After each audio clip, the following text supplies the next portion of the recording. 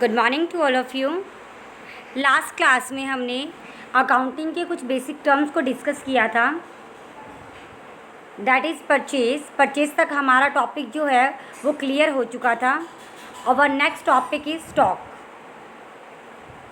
देखो, जो हम स्टॉक की बात कर रहे हैं, स्टॉक्स मीन्स होता है कि कुछ भी ऐसी चीज़ जो आपकी हैंड में है, चाहे वो स्पेयर पार्ट है या फिर कोई भी अदर आइटम है, दैट इज़ स्टॉक।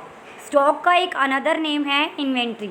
वैसे स्टॉक और इन्वेंट्री में भी डिफरेंस होता है, उसको हम बाद में डिस्कस करेंगे।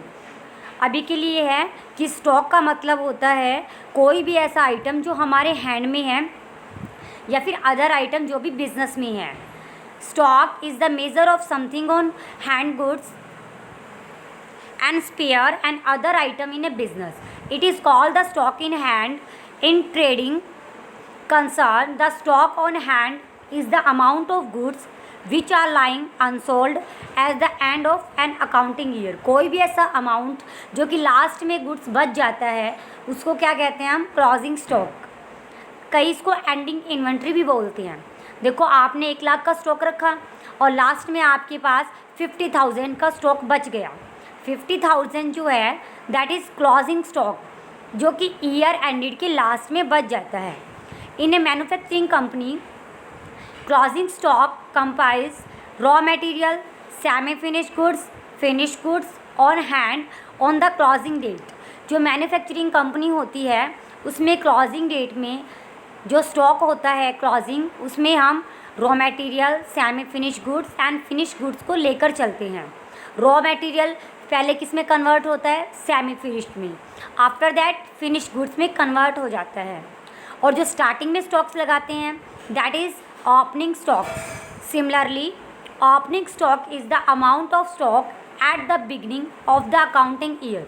जो हम अकाउंटिंग ईयर की स्टार्टिंग में लगाते हैं उसको हम क्या बोलते हैं? Opening stock. कोई भी ऐसी अमाउंट, कोई भी ऐसा क्या है आइटम जो हमारे हैंड में है और बिजनेस में लगा हुआ है, that is stock. Our next topic is debtors. Debtors word मैंने पहले भी बताया था आपको। ऐसा पर्सन जिसको आप क्रेडिट में माल सेल कर देते हो। मान लो आप मुझसे कोई माल लेकर जाते हो कैश में, तब तो क्लियर है कि आपने मेरे से माल लिया और आपने मुझे पेमेंट की। बट कई बार ऐसा होता है कि आपके पास पैसा नहीं है, तो आप इस सिचुएशन में उधार माल लेते हो। जब आप मुझसे क्रेडिट में माल लेकर जाते हो तो आप मेरे क्या हो गए? डेटर्स, क्योंकि मुझे आपसे पैसा मिलेगा। Debtor are the person and the other entities who owns to the enterprises and amount for buying the goods and the service on credit. Debtor जो है वो कोई भी पर्सन भी हो सकता है या कोई भी ऐसी कंपनी एंटरप्राइजेज है जिसने हमसे माल परचेज़ किया है उधार में। The total amount standing against such person and the entities on the closing stock, closing date। कोई भी ऐसी अमाउंट जो भी किसी पर्सनस के लिए स्टैंडिंग है is show on the balance sheet as the sundry debtors and the asset side. Debtor वो पर्सन है जिनसे हमें पैसा मिलेगा, तो डेटर जो है वो हमारे लिए एक एसेट्स हैं और एसेट्स को हम बैलेंस शीट्स में दिखाते हैं।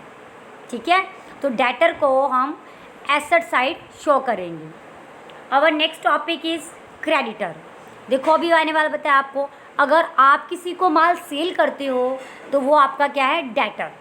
इसी तरह अगर आप किसी से माल परचेज करते हो तो वो आपके लिए क्या है? क्रेडिटर, क्योंकि आपको उसकी पेमेंट करनी पड़ेगी। ठीक है, आपने मुझसे माल परचेज़ किया कितने का?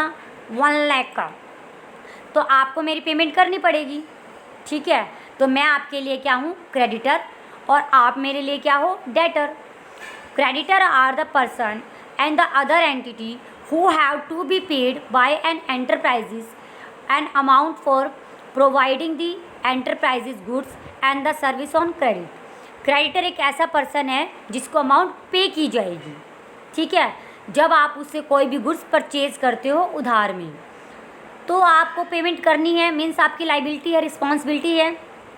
The total amount standing to the favour of such persons and the entity on closing date is shown in the balance sheet as the sundry creditors on the liability side. इसलिए आप इसको कहाँ show करते हो? Liability side. देखो दोनों में difference की मैं दोबारा बात करूँगी। एक डेटर होता है, एक क्रेडिटर होता है। डेटर कब बढ़ते हैं? सेल करने से, और क्रेडिटर परचेज करने से। अगर आप किसी को माल सेल करोगे तो वो डेटर है, और किसी से माल परचेज करोगे तो वो क्या है? आपका क्रेडिटर है। ये आपकी बेसिक टर्म थी जो अकाउंट्स के लिए आपको पता होनी चाहिए जब भी आप अकाउंट्स फ्रेम करते हो। That is most important term, आपको ये लर्न करनी है। Thank you.